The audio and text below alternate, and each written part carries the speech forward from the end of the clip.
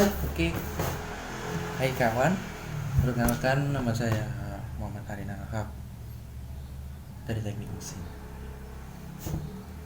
Untuk identitas lebih lanjut bisa dilihat di sini.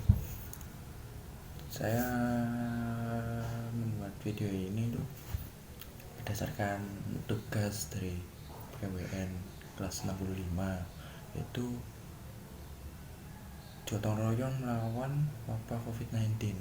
Sebelum itu kita harus tahu dulu apa itu COVID-19. COVID-19 itu sebenarnya virus lemah tapi memiliki penyebaran yang cukup cepat.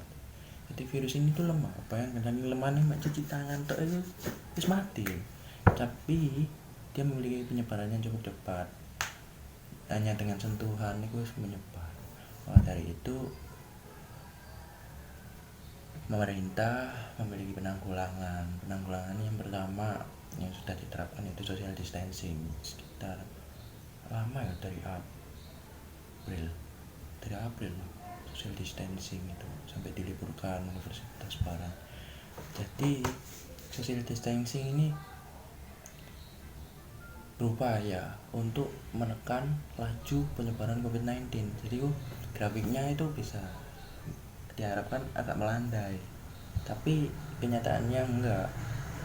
Kan banyak ya orang-orang yang masih keluyuran, main-main gitu kan. Maka dari itu pemerintah meningkatkan lagi, yaitu namanya PSBB di beberapa daerah, termasuk daerah saya di Gresik sana terjadi PSBB, yaitu pembatasan sosial berskala besar, dimana kalau Pasar itu lockdown, nggak boleh keluar tapi ada prosedur protokol yang harus ditaati, dan di situ itu sangat berdampak banget bagi perekonomian di sana, termasuk ya perekonomian itu bagian hancur ya, namanya wong dodolan kak ono sing tuku wong tuku soro, distribusi juga protokolnya ribet.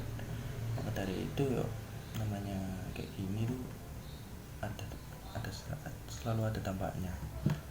Terus ternyata ya lumayan lah menekan lajunya, tapi nggak sesuai ekspektasi. Untuk itu harus ya ikuti saja lah langkah pemerintah itu gimana. Apa ya bingung nih aku ngomong gimana. Terus itu ini ada wacana pemerintah tentang new normal. New normal adalah tindak lanjut setelah angka penyebaran virus ini, laju penyebarannya itu mulai menurun dan melandai. Itu namanya new normal, itu dimana kita kembali ke semula, tapi tidak persis semula karena di situ ada wabah. Kita selamanya akan hidup berdampingan dengan wabah ini. Tapi kalau ya memang wabah ini gak bakalan hilang sih, tapi imun kita yang udah menguat, jadi wabah ini udah biasa gitu. Wis gak cara Jawa niku wis gak mampu mana kayak ngelarani ini. Jadi new normal ini kita beraktivitas seperti biasa, tapi menerapkan protokol-protokol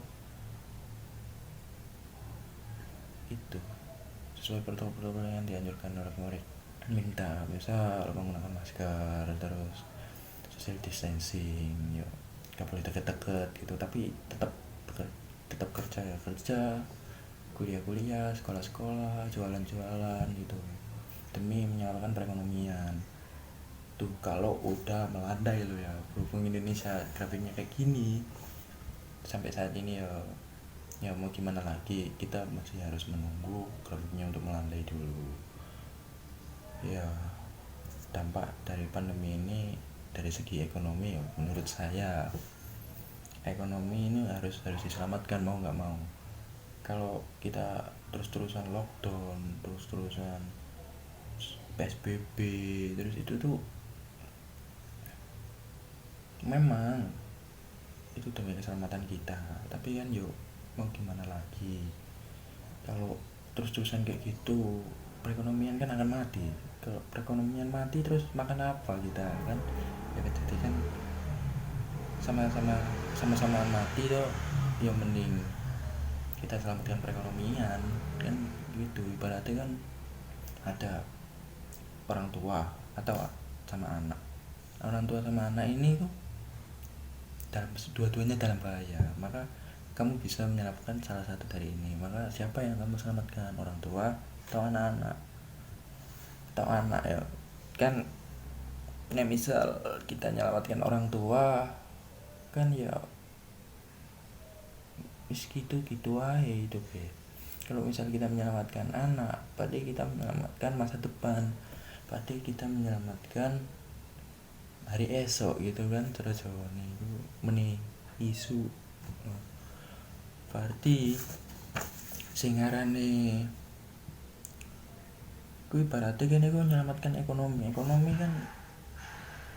Tanpa perekonomian dijarno mudun itu kan ya apa, perekonomian terus turun itu dapat menyebabkan nilai wong sing gak duwe iku nilai gak iso mangan, sing wae opo ya notifikasi.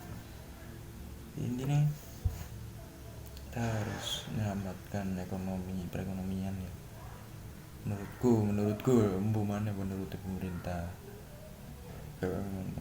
jadi perekonomian itu ya harus diselamatkan sih kan. Kapan sampai kapan terus-terusan lockdown yo, menangani perekonomian ini mati ya lebih baik. Tapi alangkah baiknya juga ya tetap mengikuti prosedur protokol kesehatan yang dianjurkan oleh pemerintah untuk menekan kematian,